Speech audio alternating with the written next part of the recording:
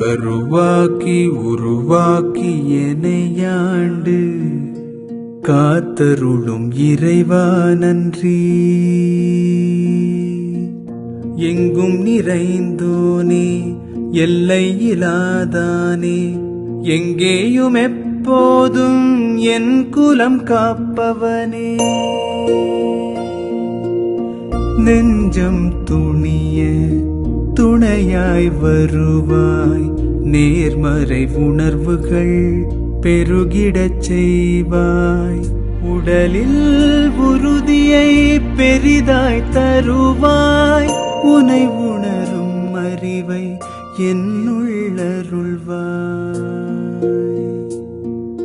சுற்றமனைத்தும் காப்பவனே, செய்தொழிலில் ஏற்றம் தருபவனே, எடுத்த செயலில் வெற்றி கொடு, என் ஆற்றல் பெருகிட அருளை கொடு.